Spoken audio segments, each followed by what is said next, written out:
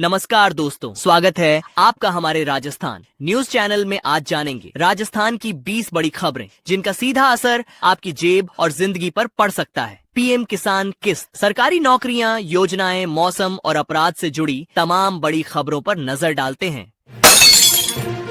राजस्थान के पूर्व मुख्यमंत्री और कांग्रेस के वरिष्ठ नेता अशोक गहलोत ने केंद्र सरकार के एमएमडीआर संशोधन विधेयक को लेकर भजनलाल सरकार और केंद्र पर जोरदार हमला बोला है। गहलोत ने आरोप लगाया है कि इस नए विधेयक के माध्यम से केंद्र सरकार राजस्थान की विशाल खनिज संपदा पर सीधा अपना नियंत्रण स्थापित करने की कोशिश कर रही है। उन्होंने कहा कि इससे राज्यों के वित्तीय अधिकारों और राजस्व संग्रह पर भारी चोट पहुंचेगी। गहलोत के इस बयान के बाद प्रदेश के राजनीतिक गलियारों में बहस तेज हो गई है। बीकानेर पुलिस ने शहर में हुए बहुचर्चित कैश वैन डकैती कांड का पर्दाफाश करते हुए 51 लाख रुपए की लूट की गुत्थी सुलझा ली है। पुलिस जांच में चौंकाने वाला खुलासा हुआ है कि जिस कंपनी का कैशियर शिकायतकर्ता बना था, वही इस पूरी साजिश का मुख्य सूत्रधार निकला। पुलिस ने आरोपी की निशानदेही पर प्लास्टिक की एक बाल्टी में छुपाकर रखे गए 46 लाख रुपए की नकद राशि सफलतापूर्वक बरामद कर ली है। इस त्वरित कार्रवाई से व्यापारी वर्ग ने राहत की सांस ली है और पुलिस टीम की सराहना हो रही है। भारतीय जनता पार्टी के राजस्थान प्रदेश अध्यक्ष मदन राठौड़ अपने एक विवादित बयान को लेकर राजनीतिक घमासान के केंद्र में आ गए हैं। विपक्षी दल कांग्रेस द्वारा चौतरफा हमले और तीखे विरोध के बाद मदन राठौड़ ने अपने बयान पर यू टर्न ले लिया है। उन्होंने अपनी बात की सफाई देते हुए कहा कि उनके बयान को गलत संदर्भ में प्रस्तुत किया गया था। कांग्रेस पार्टी ने उनके इस स्पष्टीकरण को महज राजनीतिक बचाव करार दिया है। इस पूरे घटनाक्रम से प्रदेश की राजनीति में आरोप प्रत्यारोप का दौर काफी तेज हो गया है। राजस्थान में आगामी निकाय और पंचायत चुनावों की प्रशासनिक तैयारियां अब अंतिम चरण में पहुंच चुकी हैं। आगामी 13 अगस्त को राज्य में लॉटरी प्रक्रिया के जरिए महापौर और जिला प्रमुख के पदों के लिए आरक्षण की स्थिति पूरी तरह स्पष्ट कर दी जाएगी। प्रदेश के कुल 309 नगरीय निकायों में राजनीतिक सरगर्मियां बेहद तेज हो गई हैं। सभी राजनीतिक दल अपने अपने संभावित प्रत्याशियों के समीकरण साधने में जुट गए हैं, जबकि चुनाव लड़ने के इच्छुक नेता अपनी अपनी गोटियां सेट करने में पूरी तरह व्यस्त दिखाई दे रहे हैं।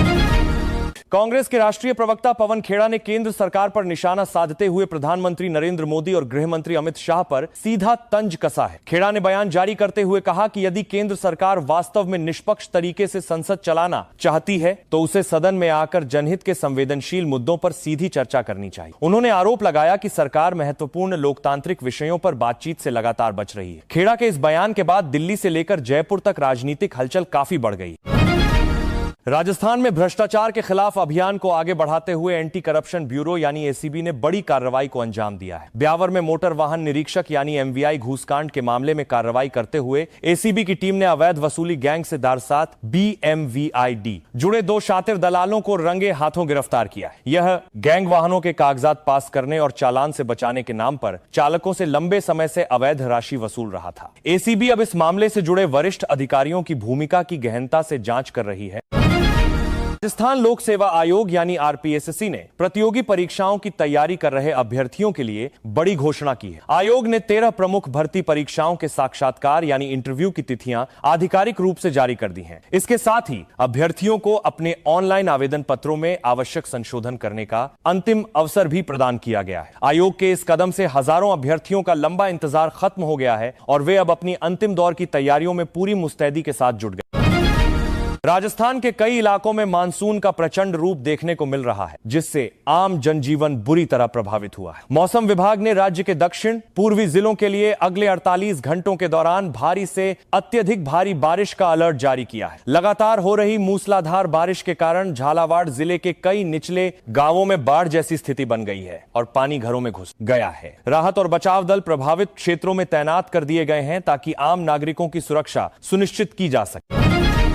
पाली जिले के एक पेट्रोल पंप पर साइबर अपराधियों द्वारा ठगी का एक नया और बेहद चौंकाने वाला तरीका सामने आया। शातिर ठगों ने पेट्रोल पंप पर लगे असली क्यूआर कोड को बदलकर अपना फर्जी क्यूआर कोड वहां चिपका दिया। इसके बाद ग्राहकों द्वारा किया गया डिजिटल भुगतान सीधे ठगों के बैंक खातों में चला गया और लाखों रुपए की हेराफेरी हो गई। घटना की जानकारी मिलते ही पेट्रोल पंप संचालक ने पुलिस में मामला दर्ज कराया है। साइबर सेल अब मामले की बारीकी से जांच कर पूर्व मंत्री और भाजपा नेता अरुण चतुर्वेदी ने राजस्थान प्रदेश कांग्रेस अध्यक्ष गोविंद सिंह डोटासरा के आरोपों पर तीखा पलटवार किया है। चतुर्वेदी ने कहा कि पिछली कांग्रेस सरकार के कार्यकाल में जब लगातार पेपर लीक हो रहे थे, तब उनकी ही पार्टी के वरिष्ठ नेता सचिन पायलट ने अपनी ही सरकार के खिलाफ पदयात्रा निकाली थी। उन्होंने आरोप लगाया कि कांग्रेस शासन में युवाओं के भविष्य के साथ खिलवाड़ किया गया था और अब वे जनता का ध्यान भटकाने के लिए अनर्गल बयानबाजी कर रहे हैं। इस बयान से बयानबाजी तेज हो गई।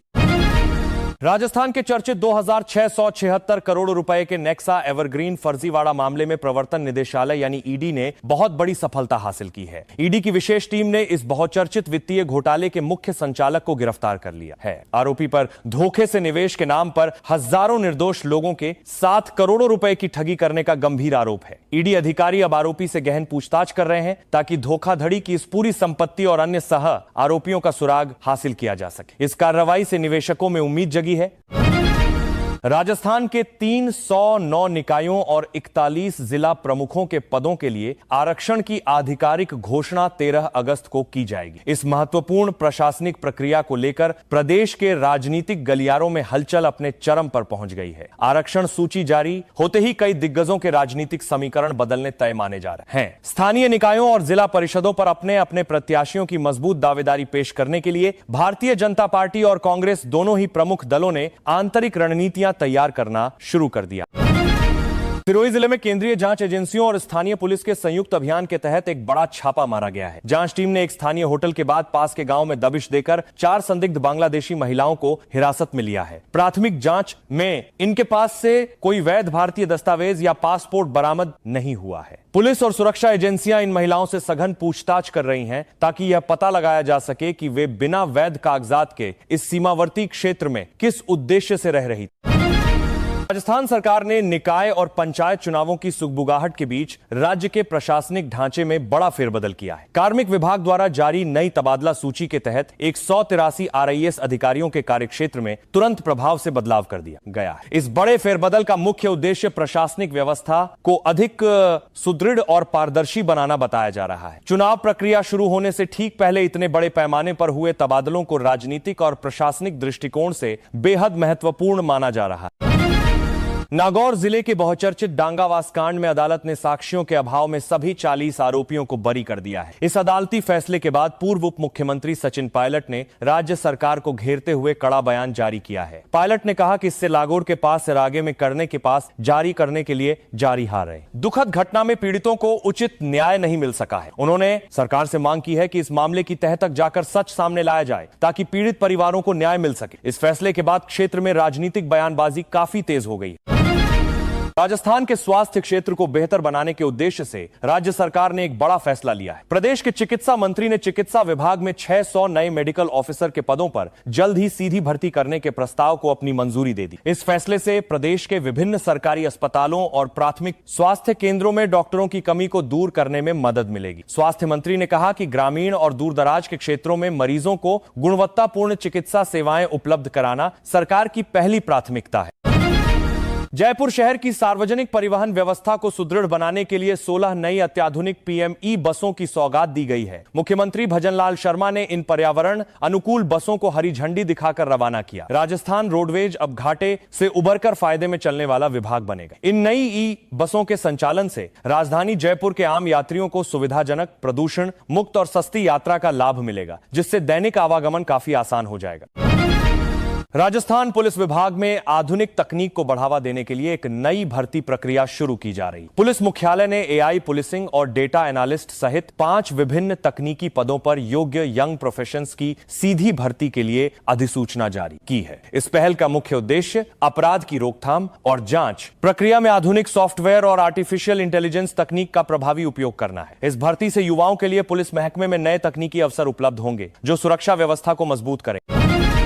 बीकानेर रेंज पुलिस ने नशीले पदार्थों की तस्करी के खिलाफ अब तक का सबसे बड़ा और व्यापक एंटी ड्रग ऑपरेशन चलाया है। इस विशेष अभियान के तहत पुलिस टीमों ने विभिन्न इलाकों में ताबड़तोड़ छापेमारी करते हुए कुल 1158 नशा तस्करों को गिरफ्तार किया है। कार्रवाई के दौरान भारी मात्रा में अवैध मादक पदार्थ और नकदी भी जब्त की गई। वरिष्ठ पुलिस अधिकारियों का कहना है कि युवा पीढ़ी को नशे की लत से बचाने और क्षेत्र को पूरी तरह नशा मुक्त करने के लिए यह अभियान आगे भी जारी रहे।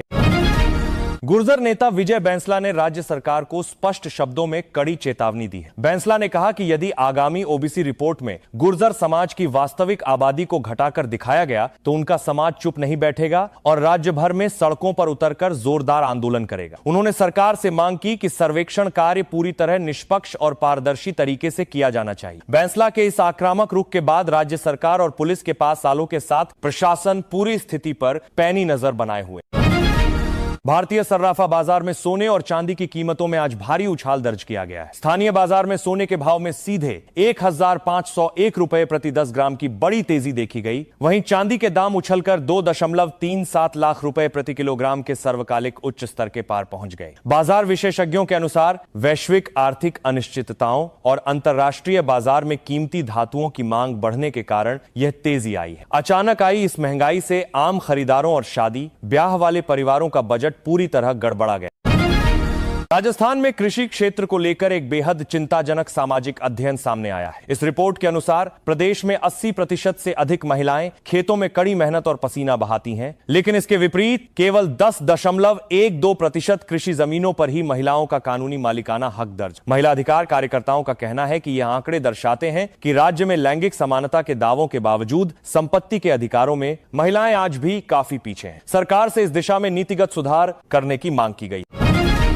राजस्थान के चर्चित नरेश मीणा की जमानत याचिका को SC/ST कोर्ट ने सिरे से खारिज कर दिया है। निचली अदालत से राहत न मिलने के बाद अब उनके कानूनी प्रतिनिधियों और समर्थकों ने जमानत पाने के लिए राजस्थान हाईकोर्ट का दरवाजा खटखटाने की पूरी तैयारी कर ली। नरेश मीणा के समर्थकों का दावा है कि उन्हें राजनीतिक द्वेष के तहत मामले में फंसाया गया है और वे न्याय के लिए ऊपरी अदालत में अपनी बात मजबूती से रखेंगे। इस कानूनी घटनाक्रम के बाद अदालत परिसर के आसपास सुरक्षा बढ़ा दी गई।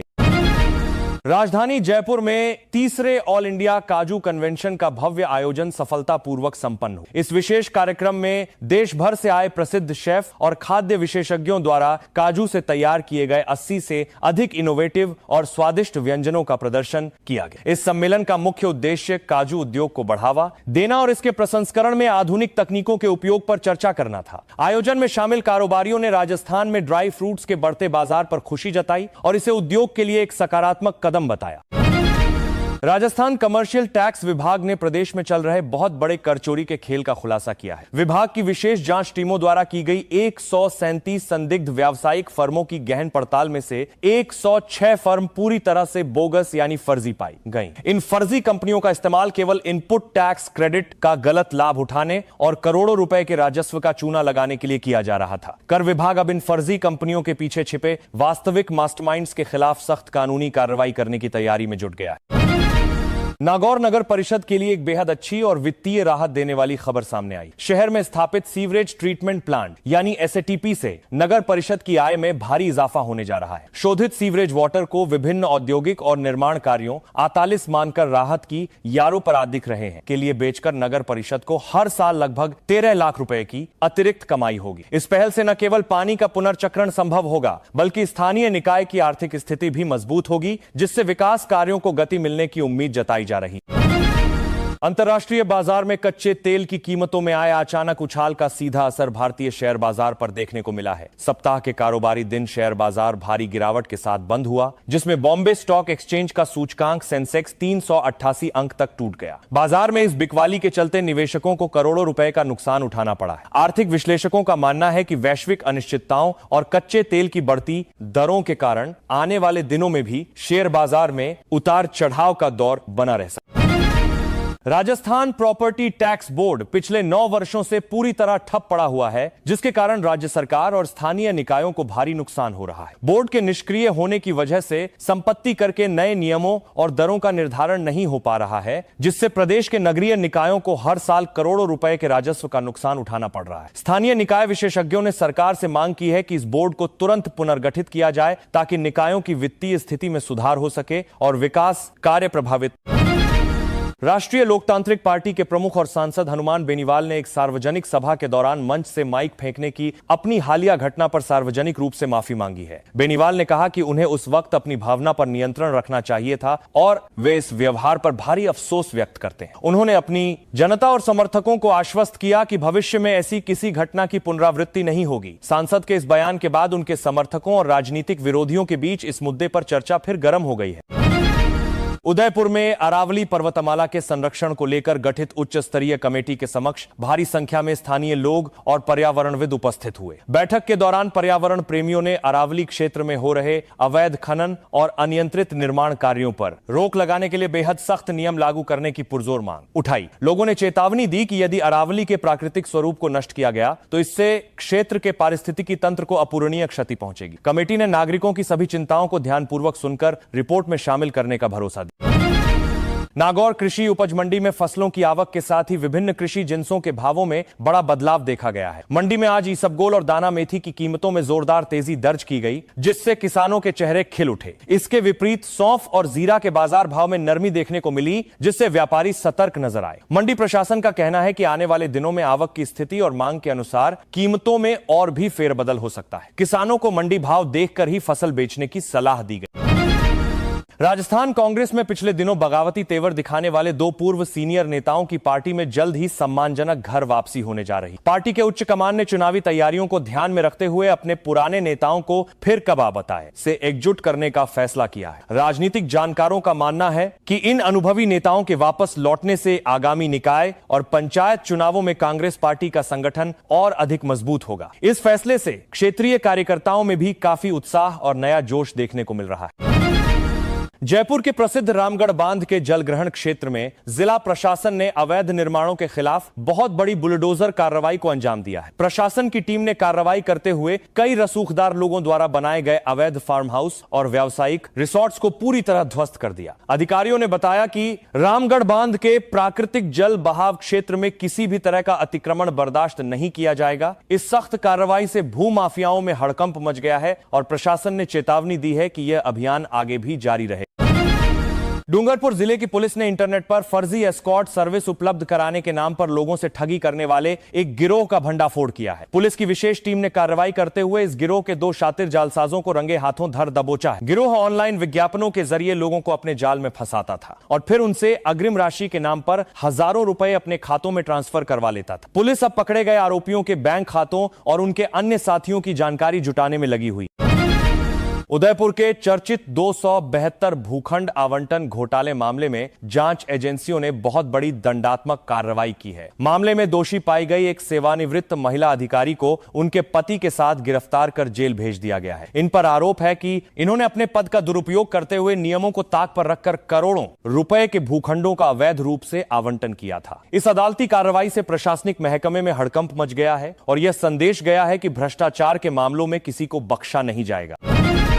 राजस्थान में पुराने राज्य राजमार्गों के आसपास अटके पड़े हजारों प्लॉट धारकों के लिए सरकार ने एक बेहद राहत भरी खबर दी। राज्य सरकार ने सड़क की चौड़ाई तय करने के पुराने नियमों में महत्वपूर्ण संशोधन कर दिया है। पुराने राज्य राजमार्गों के आसपास करने के कम 15 जारने की बात थी, जिससे अब इन भूखंड धारकों को आसानी से पट्टा मिल सकेगा। इस नीतिगत निर्णय से लंबे समय से पट्टे के इंतजार में भटक रहे आम नागरिकों को बड़ी राहत मिली। शहरी विकास विभाग ने सभी संबंधित निकायों को इस नए नियम के तहत शीघ्रता से पट्टे जारी करने के निर्देश दिए। बीकानेर शहर में एटीएम मशीनों में कैश लोड करने जा रही एक निजी सुरक्षा वैन से हुई 51 लाख रुपए की लूट की घटना को पुलिस ने पूरी तरह सुलझा लिया है। पुलिस ने गहन छानबीन के बाद मामले का पर्दाफाश करते हुए बाल्टी में छिपाकर रखी गई 46 लाख रुपए की नकद राशि बरामद कर ली। इस मामले में पुलिस ने कंपनी के ही एक कर्मचारी की संलिप्तता पाई है, जिसने अपने साथियों के साथ मिलकर इस पूरी वारदात की योजना बनाई थी। पुलिस आरोपियों से शेष राशि की बरामदगी हेतु पूछताछ कर रही है। जोधपुर विकास प्राधिकरण यानी जेडीए की ओर से बेघर और आर्थिक रूप से कमजोर परिवारों के लिए एक बहुत ही सराहनीय कदम उठाया गया है। प्राधिकरण द्वारा आयोजित ऑनलाइन लॉटरी प्रक्रिया के माध्यम से 80 बेघर परिवारों को उनके अपने निःशुल्क प्लॉट आवंटित किए गए हैं। लॉटरी में नाम आते ही इन गरीब परिवारों के चेहरे खुशी से खिल उठे और उनका अपने घर का सपना सच होता दिखाई दी। जेडीए अधिकारियों ने बताया कि आने वाले समय में अन्य बेघर परिवारों के लिए भी इसी तरह की जन कल्याणकारी जनकल बना दी योजनाएं लाई जाएंगी। राजस्थान में आगामी निकाय और त्रिस्तरीय पंचायत चुनावों की आहट के साथ ही भारतीय जनता पार्टी ने अपना रणनीतिक अभियान शुरू कर दिया है। पार्टी ने प्रदेश स्तर पर बूथ अलर्ट कार्यक्रम की शुरुआत करते हुए राज्य के सभी 61,000 पोलिंग करते हुए राज्य के सभी बनाई जाती है बूथों की स्पेशल ग्रेडिंग करने का निर्णय लिया है। इस ग्रेडिंग व्यवस्था के जरिए कमजोर बूथों की पहचान कर वहां संगठन को सक्रिय किया जाएगा। पार्टी नेतृत्व का मानना है कि बूथ स्तर की इस मजबूत घेराबंदी से चुनाव परिणामों में भारतीय जनता पार्टी को अभूतपूर्व सफलता हासिल हो। जयपुर पुलिस की स्पेशल टीम ने प्रतियोगी परीक्षाओं में नंबर बढ़वाकर सरकारी नौकरी दिलवाने के नाम पर बेरोजगार युवाओं से ठगी करने वाले एक बड़े ठग को गिरफ्तार किया है। यह आरोपी खुद को कभी फर्जी पुलिस अफसर तो कभी कॉलेज का प्रोफेसर बताकर युवाओं को अपने झांसे में लेता था और उनसे लाखों रुपए ऐंठ लेता था। आलू के नाम से मशहूर इस शातिर ठग के कब्जे से कई फर्जी दस्तावेज और मुहरें बरामद की गई। पुलिस अब यह पता लगा रही है कि इसने अब तक कितने युवाओं को अपना शिकार बनाया है। सरकारी नौकरियों की तैयारी में जुटे राजस्थान के हजारों युवाओं के लिए राज्य सरकार की तरफ से एक बहुत बड़ी और राहत भरी खबर आई। सरकार द्वारा जारी एक विशेष आदेश के तहत विभिन्न विभागों में कार्यरत लगभग 7,000 संविदा एवं अस्थायी कर्मचारियों की लॉटरी लग गई है और उनके नियमितीकरण का मार्ग प्रशस्त हो गया है। इस फैसले से लंबे समय से स्थायी नौकरी की आस लगाए बैठे इन कर्मचारियों और उनके परिवारों में खुशी की लहर दौड़ गई है। राज्य सरकार के इस कदम की चौतरफा सराहना हो रही है। मारवाड़ क्षेत्र के यात्रियों और स्थानीय निवासियों के लिए एक बड़ी बुनियादी सौगात सामने आई है। केंद्र और राज्य सरकार के संयुक्त प्रयासों से जोधपुर पचपदरा हाईवे को 4 लेन में बदलने की परियोजना को अंतिम हरी झंडी मिल गई है। इस 4 लेन सड़क के निर्माण से न केवल यातायात सुगम और सुरक्षित होगा, बल्कि पचपदरा रिफाइनरी क्षेत्र तक माल की आवाजाही में भी काफी तेजी आएगी। इस महत्वाकांक्षी परियोजना से क्षेत्र के आर्थिक विकास को नई गति मिलने और रोजगार के नए अवसर पैदा होने की पूरी उम्मीद है। राजस्थान में आम जनता के स्वास्थ्य की सुरक्षा को ध्यान में रखते हुए खाद्य सुरक्षा विभाग द्वारा दूध की शुद्धता जांचने का एक विशेष राज्यव्यापी अभियान शुरू किया गया है। इस अभियान के तहत दूध डेयरी और आपूर्ति श्रृंखला से नमूने एकत्रित कर उनमें कीटनाशक और अन्य हानिकारक रसायनों की मौजूदगी की गहन प्रयोगशाला जांच की जा रही है। खाद्य सुरक्षा अधिकारियों ने स्पष्ट चेतावनी दी है कि मिलावटी दूध बेचने वालों के खिलाफ खाद्य सुरक्षा अधिनियम के तहत सख्त दंडात्मक कार्रवाई की जाएगी ताकि लोगों को शुद्ध दूध मिल सके। श्रीगंगानगर जिले में अंतर्राष्ट्रीय सीमा से सटे बीएसएफ कैंप की सुरक्षा दीवार फांदकर भीतर घुसने की कोशिश कर रहे एक संदिग्ध पाकिस्तानी जासूस को सीमा सुरक्षा बल के जवानों ने धर दबोचा। आरोपी के पास से संवेदनशील दस्तावेज और नक्शे मिलने की सूचना जासूस को है। घटना के तुरंत बाद खुफिया एजेंसियों और स्थानीय पुलिस की संयुक्त टीम आरोपी को अज्ञात स्थान पर ले जाकर गहनता से पूछताछ कर रही है। सीमावर्ती क्षेत्रों में इस घटना के बाद सुरक्षा बल पूरी तरह अलर्ट मोड पर आ गए हैं और गश्त बढ़ा दी गई। राजस्थान प्रशासनिक सेवा में एक बार फिर बड़ा प्रशासनिक फेरबदल देखने को मिला है। राज्य सरकार ने तुरंत प्रभाव से एक आदेश जारी कर 134 एसडीएम यानी उपखंड अधिकारियों और 12 एडीएम यानी अतिरिक्त जिला कलेक्टरों के कार्यक्षेत्र बदल दिए हैं। इस व्यापक फेरबदल का उद्देश्य राज्य में प्रशासनिक दक्षता बढ़ाना और स्थानीय स्तर पर आम जनता की समस्याओं का त्वरित निस्तारण करना है। नए पदस्थापित अधिकारियों को तुरंत अपने अपने नए कार्यस्थलों पर कार्यभार संभालने और विभागीय कार्यों को गति देने के निर्देश दिए गए। राजस्थान वन विभाग के उच्च स्तर पर भी भारी प्रशासनिक उलटफेर किया गया है। राज्य सरकार द्वारा जारी नई तबादला सूची के तहत 69 भारतीय वन सेवा यानी आईएफएस अधिकारियों के तबादले करने के साथ साथ कई अधिकारियों के पदनाम भी बदल दिए गए हैं। वन विभाग के दर में किस तरह से धरसार एवं पर्यावरण संरक्षण के कार्यों को अधिक प्रभावी बनाने और वनों के बेहतर प्रबंधन के उद्देश्य से यह बदलाव किए गए। इस फेरबदल से प्रदेश के विभिन्न वन्यजीव अभयारण्यों और वन मंडलों की कार्यप्रणाली में सुधार आने की उम्मीद जताई जा रही है। धार्मिक और सांस्कृतिक पर्व हरियाली अमावस्या के शुभ अवसर पर झील नगरी उदयपुर के पारंपरिक बाजार पूरी तरह सज धज कर तैयार हो चुके हैं। मेले और त्योहार के दौरान शहर में श्रद्धालुओं और पर्यटकों की भारी भीड़ को देखते हुए जिला पुलिस और प्रशासन ने पुख्ता इंतजाम किए हैं। प्रमुख धार्मिक स्थलों और बाजारों में अतिरिक्त पुलिस बल तैनात किया गया है। साथ ही सुगम आवागमन के लिए विशेष ट्रैफिक डायवर्जन व्यवस्था लागू की गई है ताकि किसी भी नागरिक या पर्यटक को परेशानी का सामना